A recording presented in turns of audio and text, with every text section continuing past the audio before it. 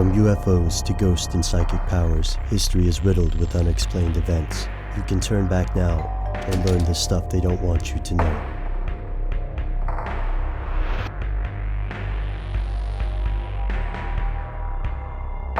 Here are the facts.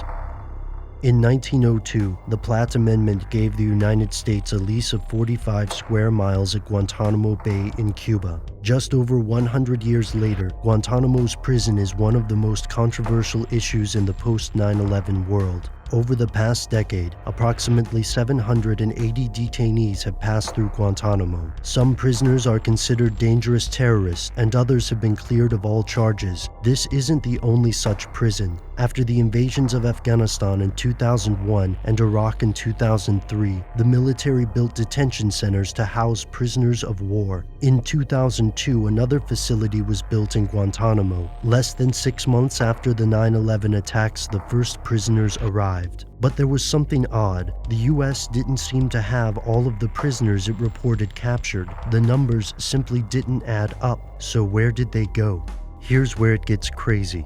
In 2005, the Washington Post broke an incredible story. For several years, the CIA had spirited away suspects around the world to black sites, secret prisons in third-party countries. Since September 17, 2001, when President Bush signed a classified presidential finding, the CIA's powers to pursue and detain terrorists were drastically expanded. This led to a policy of extraordinary rendition. Here's how it works. The CIA abducts a person and transports them to foreign authorities. From that point, the CIA either oversees interrogation or provides questions for the foreign interrogators. These renditions have occurred as late as 2007 and involve countries from Thailand to Poland. Some of the countries alleged to contain black sites are nations like Egypt and Algeria, which have been accused of using torture in the past. The bottom line is this: since 9/11, the CIA has kidnapped foreign citizens and delivered them to other nations with almost none of the rights guaranteed by international agreements such as the Geneva Conventions. While Guantanamo detainees may have a questionable legal status, they're still in better shape than the so-called ghost prisoners of black sites.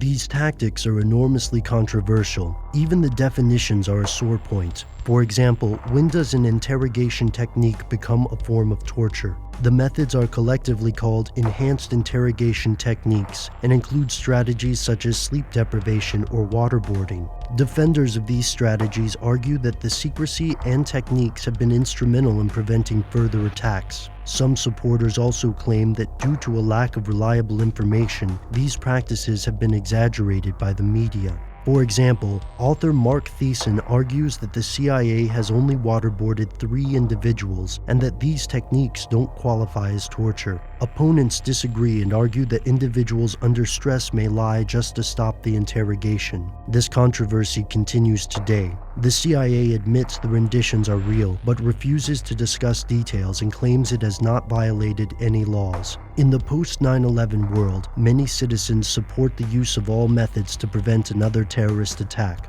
But few people know the full details of the renditions. Many of the countries allegedly supporting black sites have refused to acknowledge their existence.